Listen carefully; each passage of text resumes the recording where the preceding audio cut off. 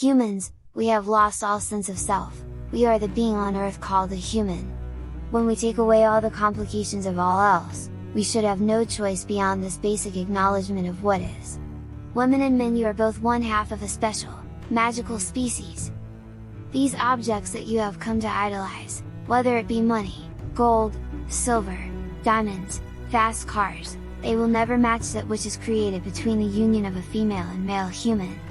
As you, a human being who loves yourself, who yourself is a result from this union, you should know when you gaze on yourself the amazing greatness that is created through this union. That which is created, is more precious than any object that can be found up on this land or at the depths of the oceans and seas or within the oceans and seas.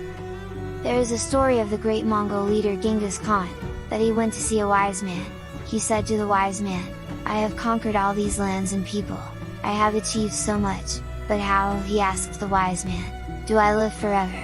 Even as powerful as Genghis Khan was and with all the wise man's wisdom, the wise man gave only one answer, that the only way Genghis Khan could possibly live forever, or to live on in a physical sense, was through having children, through the union of a male and female, so he told Genghis Khan to go forth and be as fruitful as possible.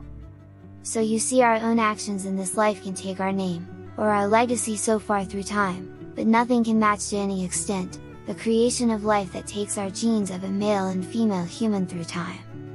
Kings and queens all through history have had high amounts of wealth, but none of their wealth came close to the preciousness of their children.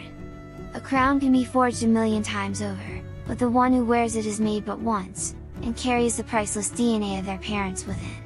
Those who have records, can find lineage going back for hundreds of years, to the point of history that the recording started, by the family or others.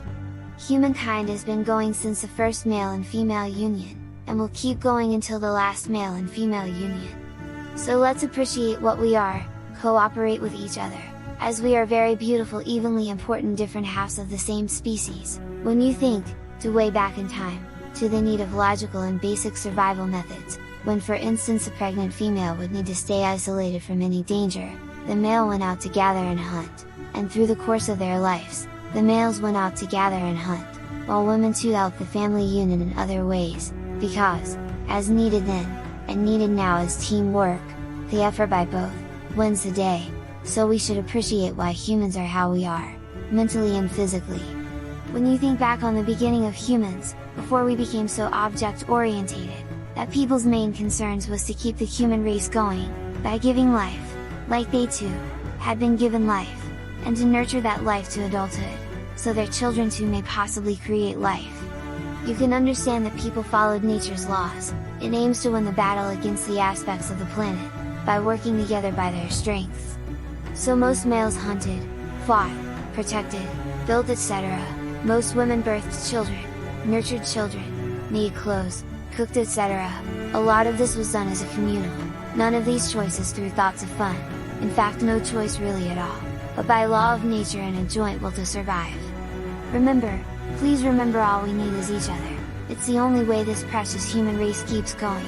It's a yin and yang universe, negative and positive, up and down, high and low, in and out, truth and lie, male and female. One cannot exist without the other, you need each other.